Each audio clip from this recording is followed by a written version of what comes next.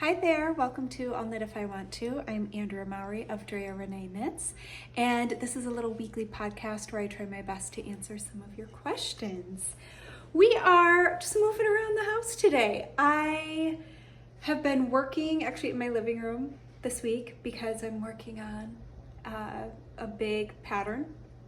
And sometimes when I'm in my studio and I'm surrounded by distracting pretty things like other yarn and fiber, I get distracted. So I decided to just hyper focus.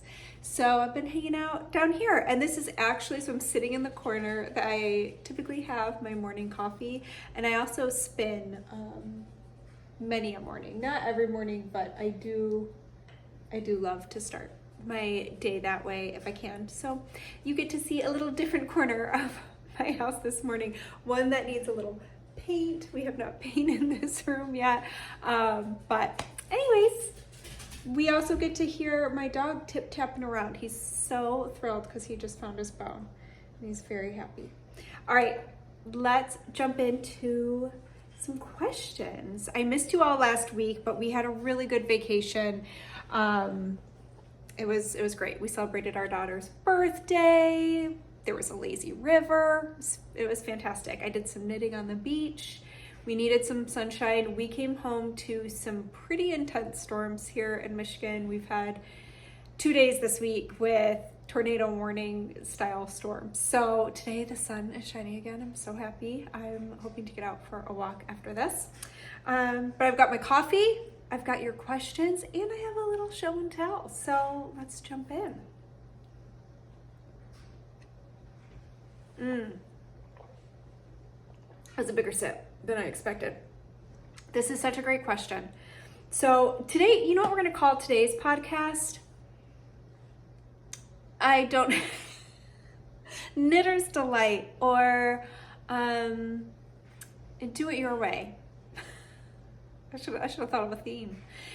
Almost every question is really about making your knitting your own. And if you've ever taken one of my classes, I usually talk about this because it is one of the things that I love so deeply about knitting, is that for every technique, there's like a dozen different ways to do it. You know, there's so many different increases and decreases and ways to do short rows and just ways to hold your knitting as you knit. There's just cast-ons, bind-offs. The options are limitless. And I fully believe there's still so many techniques we haven't even invented or discovered.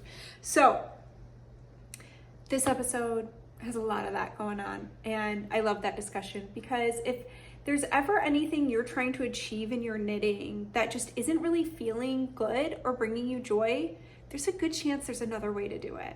And once we find the things that really make us happy, whether it be because we love how it looks when it's finished, or it's so delightful in your hands. I don't know if y'all can hear my Fargo. You're tap dancing. I don't know if you can hear him. His little, he just came to look out the window. Let's hope we don't have any mailmen or anything walk by, or this is gonna get real noisy. Oh, he found a cozy blanket. He's such a distraction for me. Yes, you are. Yes. He was so stressed out with the storm. This dog starts shaking. If there's a cloud that has potential to let out a couple little drizzles, he's freaked out. So yesterday was a tough one for him. Anyways, knitting, making it your own, traveling your own path, keeping your joy, holding on to it. That's what we're going to talk about today. So I hope you have a cozy beverage and something to keep your hands busy, some knitting or spinning or crochet or fidget spinner, whatever floats your boat. And let's finally jump in. Okay. Question number 1. I am confused. Can I always use German short rows instead of wrap and turn? Does the stitch count change in any way? Oh, it's like clockwork. Oh, my nose starts to run. Okay. So So short rows is one of those things that 100% we tend to find a favorite, a way that makes sense for us, because there's a little bit of a learning curve with short rows. I love and always recommend Carol Feller has some great workshops on short rows. I think of her as the short row queen. And she used to, I don't know if she still does, but there was a free Craftsy class that she did that was so valuable on Craftsy, but it was all about short rows, and she showed numerous different methods to do it, and it just really kind of demystifies them. So if that still exists, I will see if I can't find a link. I know Craftsy has changed over the years, so I don't know if all of the workshops, I watched it, 10 years ago, but it is so great. And then I know that she also now offers an even more in-depth, complete workshop through her website that I have also taken because I just love it. I would actually love to do a deeper dive into short rows because you can do so many cool things. I feel like I haven't even scratched the surface of short rows.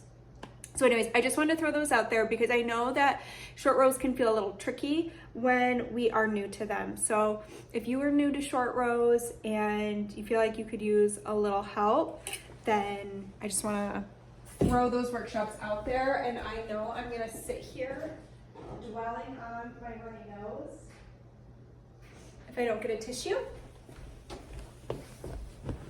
I'm back. Okay. It's like a Pavlovian response. It's like I turn on this thing and it's like, oh, hey, is your left nostril a little runny? Ugh. Okay, but let's get back to the heart of the question. So again, I'll put links to those if you're like, what are short rows? Or I've never enjoyed them, or I don't really get their purpose. I'll put those workshops in there for you. But basically at its heart, short rows are ways to create extra bits of fabric within a bigger piece of fabric where you might need to add it. So probably one of the most popular places that you'll see this done is at the back neck of a sweater or at the shoulders. And when we turned more towards seamless knitting, we used short rows to help change the shape of the knitting to add more fabric where we need it, like the slope of a shoulder, or to lift up the back neck so that the front neck isn't choking you. You know what I just realized? I'm not wearing any knitting. Oh my gosh. I was going to record this in my studio and my cowl is up there and I'm realizing that I don't have anything on. Oh, I was getting dressed and I was like, this sweatshirt looks so cozy. Okay, this is actually it's for a future workshop. We're gonna pretend it's a little cowl, okay? But it's not. There will be no link to this pattern. It's for a workshop. I just feel naked without my knitting. Okay, so. Oh my gosh, this person's gonna be like, are you ever going to tell me though, can I sub German short rows for rapid turns? So yes, you can. There is a difference in the stitch counts though. So when we do a wrap and turn, we work however many stitches, and then the next stitch is the one that we wrap as we then turn and go back the other way. So that's what short rows are. We don't go across the entire row or round. We turn midway for whatever reason. Maybe it's to add a gusset for a heel, lift some shaping in the shoulders, etc. So wrap and turn, you work till whatever point your pattern tells you, and then there's this extra stitch that you need to wrap as you turn. German short rows, you would include the wrapped stitch. So it's a pretty simple switch up. So let's say my pattern says knit 4 stitches, wrap and turn. I would knit my 4 stitches. The 5th stitch is where I would move my yarn so that I can wrap around its base and turn and head the other way. So if I want to change this to a German short row, I just need to include my wrapped stitch in my original stitch count. So instead of knitting 4, I would knit 5. So you're just including that wrap stitch. So knit 5, you turn, and then you create what's called a double stitch. You have your yarn to the front and you pull it over the needle, which pulls up the 2 legs of the stitch below, making it look like a 2-stranded stitch. And that's what you work to tighten up so that there's no holes. So basically every method of short row is just trying to find a way to hide the hole that would be created from turning in the middle of a row. Because if we turn in the middle of a row, those extra stitches we worked creates a step where there isn't one on the other side because we didn't work those other stitches. So we need a way to close that gap. Otherwise you would have little holes in your work, which some people even use as like a design element. But, so yeah, very simply put, look at the wrap and turn instructions and include your wrapped stitch in how many stitches you would work if you want to change it over to German short rows. A great way, if you're feeling nervous at all about it, one thing that you can do, no matter maybe what method you'd prefer, like a lot of people like, what are they called? Sunday short rows, there's Japanese short rows, there's so many different methods. But one thing I do, if I'm trying to plot something out, like sometimes I'm plotting short rows into a project and I just want to make sure I like how they're spaced out. So I'll actually take locking stitch markers and I'll put them at my turning points. So you could do that. You could say, okay, the instructions are for German short rows. It's telling me to knit 4 stitches, then wrap and turn. So I would count out those 4 stitches plus the one you need to wrap and turn. And I would put my little locking stitch marker and then and keep spacing them out so you know that as you're working your German short rows that you are turning at all the correct spaces. And you don't even have to count them out. You're just going to turn at every marker. But that can be a really nice way when you are wanting to do a different method of short row, but you don't want to mess up the stitch counts because you don't want to run out of stitches or have way too many left over if you flub that part. Wow, sorry, that was a chatty start for that question. So we got there in the end. Thanks for sticking with me. Okay, question number 2. I'm on the lookout for the perfect knit cardigan, and you nailed it with the DRK Everyday Cardigan. Thank you. Well, almost. The thing is, I don't like buttons. Do you have any thoughts about how I could convert it into a zipped garment? Like, what front edging would you do where the zip gets sewn in? An icord, the button band, something else? My edge stitches are never even enough to not need one. And at the collar, what do I do there? I really, really like the cardigan, but would just never wear it with buttons. Okay, so I know that there are loads of knit zipper tutorials out there. If you even just look here on YouTube, definitely plenty of those exist. So if you need any help with that part, I would look. And my feeling is that some of them are going to give an idea as to what edge treatment works best. I personally have never put a zipper in my knitting. Okay, I did once, but it was over 20 years ago, and I had knit myself like a laptop bag. It was actually pretty hideous, and I had lined it with fabric, and then I'd put a zipper in it. It was atrocious. I don't have it anymore. It'd be fun to show it. It was all very, very rough and ready. But there are some gorgeous zippered patterns out there. I actually have dreams. Oh, I've had this dream for like a year or two of a half zip little pullover deal that I really want to create. But I'm always a little hesitant because I know once we start bringing sewing into knitting, some people get a little like, pump the brakes. But I think you have a couple options here.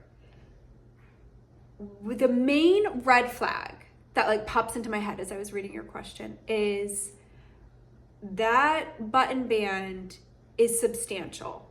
You know, it's close to 2 inches off the top of my head. It might be 1.5 inches. So if you don't replace that with something, that is going to have a significant effect on the size of your cardigan. So I just want you to be aware of that. Let's say you did decide to do a nice icord trim there to hide where you sew in your zipper.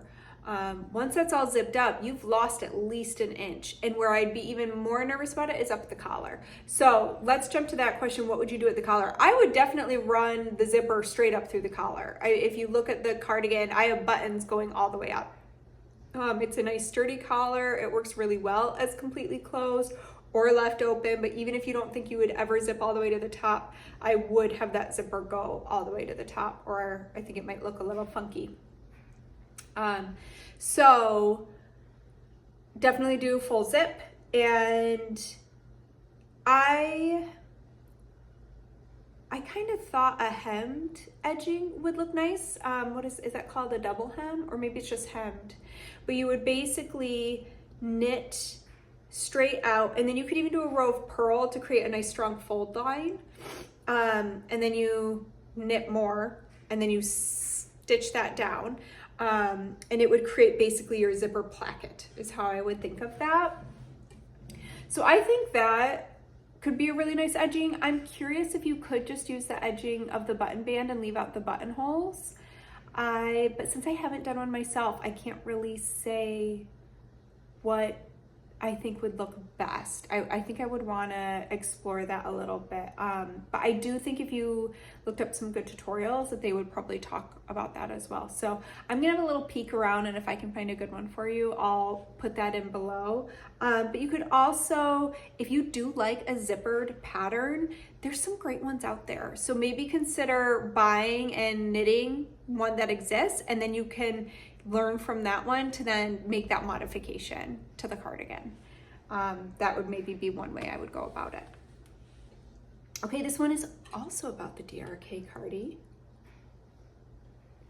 All right, I am currently knitting the DRK cardi, and I love it. However, I've realized that I don't always have pockets in my trousers or dresses, so I plan to add a pocket inside the cardi for small items.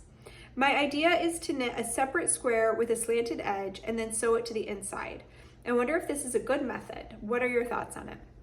So I think I would definitely go afterthought. So I would, or a patch pocket. I like your idea of the little slanted edge. I did that. If you look at my traveler shell pattern, I used short rows to create that angled edge. That actually has very large pockets, but it has a nice angled edge. So short rows can be a really fun way to do that. I also could see maybe considering putting just one pocket on the outside. I think could be really nice. When I originally sketched out this design, my idea was to put pockets in between the raglan seams that go all the way down the body. But I decided it would be a weird amount of bulk. But I think if you just wanted to do one, that could look very nice, like pretty sleek. And yeah. I would just do a patch pocket like you said. I think your ideas are all great, and I think it could go inside or outside, and there you go. Good luck. This next question also has to do with pockets. My question is, if there are any hints and tips that I should be aware of when it comes to pocket linings. I've heard that sometimes pockets get loose, lose stability, or knit pockets can stretch and not be great over time. Should I sew another cloth lining to the knit lining to add stability? Is there a way or technique I should tack the pocket lining down to a cardigan? Do I stretch it out and do a specific sewing technique? Anything and everything about pockets, please. So yes, when we think about knit fabric compared to woven fabric, so woven fabrics are going to have more stability. They tend to have a closer structure, and they're not going to stretch. They're not as elastic. Knitting is very elastic, and that's one of the things that can be quite lovely about it because it's very forgiving. We can kind of force it a little bit into the shape that we need sometimes. But when it comes to something that you want to be stable, like a pocket, that can pose issues, especially because with weight, it will stretch. Those stitches will continue to stretch vertically. Same thing will happen if you ever do like a knit belt for a cardigan. You might notice that over time of tying it and tugging on it, that belt gets longer and longer. So the things I would do for a pocket lining to avoid these issues, you could sew a cloth lining in there, a woven cloth lining, if you don't mind some mixed media. I don't think that's going to be for everybody. Not everybody's going to want to have to now go find fabric and a sewing needle and things like that. Like sometimes we want to stay in our lane. Knitters want to be knitters. They might not want to have to bring in the extra stuff, hence the zipper conundrum. So if it were me, I generally kind of want to stick, I like having everything I need all together. Like, okay, I've got all my knitting supplies, and I would want to make my pocket lining work with what I've got. So things to make it more stable. Gauge. Gauge is kind of going to be your best friend here. The tighter you knit that pocket lining, the more stable it's going to be and the less it will stretch out. It's the same thing with socks. We want our socks to be durable, so we knit them on a much smaller needle than we would knit a sweater. We might use the same fingering weight yarn for both socks and a sweater, but for the socks, we might use a US 0 needle, where for the sweater, we might use a US 4.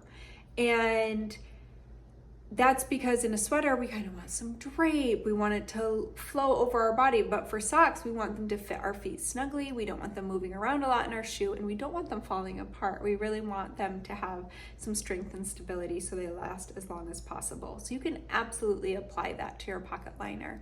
So knit it on a smaller needle. The thing to think about here is your gauge is different. So you need to cast on more stitches to create a big enough liner for the pocket. So that's just something to think about as you do it. I don't think you have to, I actually would not recommend stretching out your pocket liner and then sewing it in, because what's going to happen is once it's sewn in, where you've stretched it out is going to relax in and you're going to get a pucker. Your pocket's going to out. And it'll just create this weird tension in your sweater. So you really just want it to lay flat naturally. You don't want, if anything, you want to give it like the teensiest bit of slack. You don't want to pull it taut because it'll just pull in on you. Guess how I know? I have had to unpick and re-sew on pockets because I had them stretched just a little bit too tight, and I wasn't meaning to. I was just trying to keep everything lined up, and I just managed to do them a little too tight, and it created that pucker.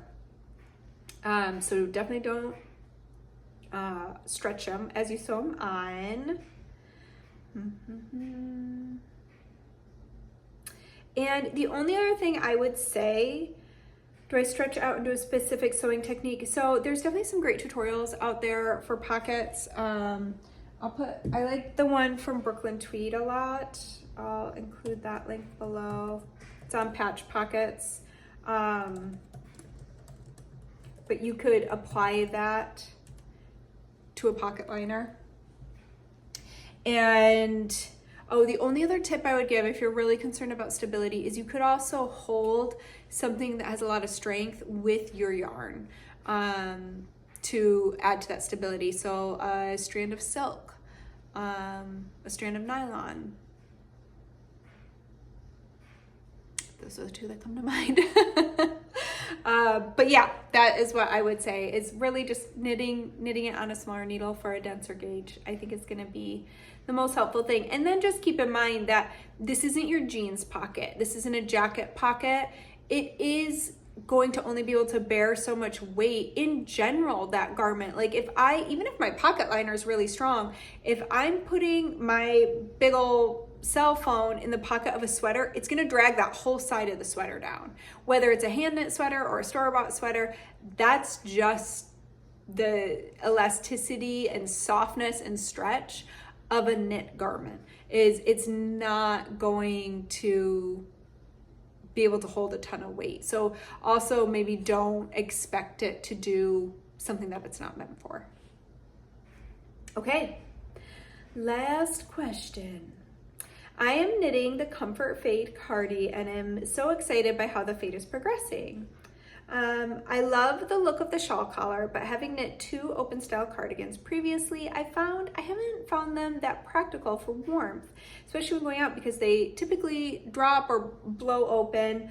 And I also wonder if not being able to close it will cause some of that beautiful color fade to be missed in the front compared to when it's pulled close. But I also have a hard time picturing that lovely shawl collar with buttons.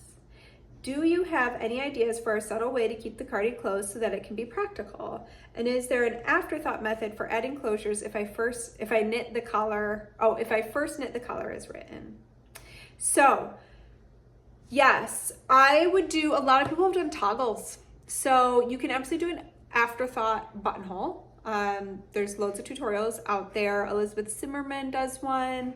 They're in her books if you have any Elizabeth Zimmerman books, but I'm sure they exist here on YouTube as well. And a toggle would be a great way where you could just add like 2, or a few.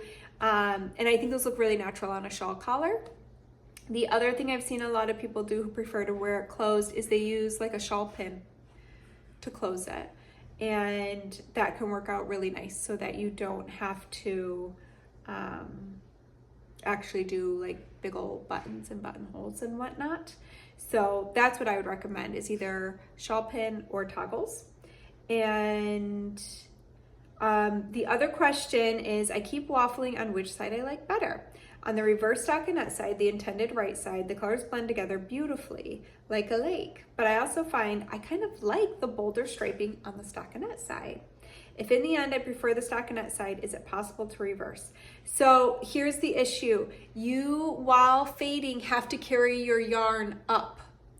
And especially with the fading sequence in that, it changes as it goes. So you're not going to want to break the yarn every other row in that striping sequence. And because that's what you would kind of need to do, and then weave in ends in hopes to make it reversible. But even then, it's just so many ends to weave in at that point that I think it would be obvious, even if you did a really, really tidy duplicate stitch. So that's what makes it not reversible, is you're carrying that yarn up. So the way it's written, we carry it up the stockinette side. So you would have this line of stitches happening. And then what I would do, so I don't know how far you are in it, how far you are knitting your sweater, but if you are a little ways in, what I would do is I would take a picture. I would take a picture of it right side out and wrong side out, because I find that sometimes a photograph can do what our eyes don't and can help us make a decision on how we would prefer the look. So you might, put it across the room, take a photo, and then switch it and do it again. And you might see like, oh man, I love how the eye moves so seamlessly over this reverse stockinette side, because it does just fade beautifully. Or, oh, I really like how, like, that photo's really gonna show you the contrast. So you might look at the stockinette side and be like, oh yeah, no, I like that it looks like it's meant to be striped, whatever you prefer. But I would make that decision early so that you're carrying the yarn on the side that you will deem to be the inside of your cardigan. If you choose to go stockinette side out, the only thing else that you need to remember is when you're picking up stitches for the shawl collar, that needs to be done from your right side, whichever side you choose, because that is also going to create a seam. So there you go. All right, there are all the questions. There's a new button here. Okay, so show and tell.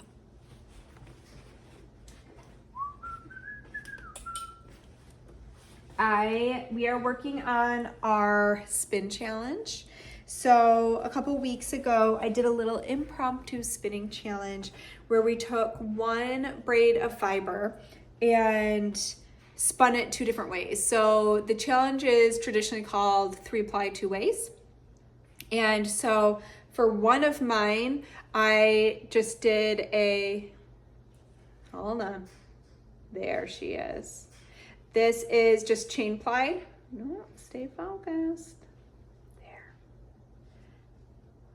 Look at all those amazing colors. This is from Hello Yarn. It's Falkland. I think I picked up this colorway during like a surprise shop update. I don't think it was a club color, but I can't remember what the name of it was. But this one was chain ply, little 3-ply, and this one is a standard 3-ply, but I divided the remaining half of this braid, I divided it into 3 strips, and then I divided each strip vertically again, and I flipped so that the top and the bottom lined up, and then I drafted it together. I did parallel drafting to create a bit of a more heathered look. I mean, there's still definite striping happening, but it's just more heathered. And then the goal is that you knit a sock striping your 2 different yarns together. And I finished one. So here is my first one. DRK Everyday.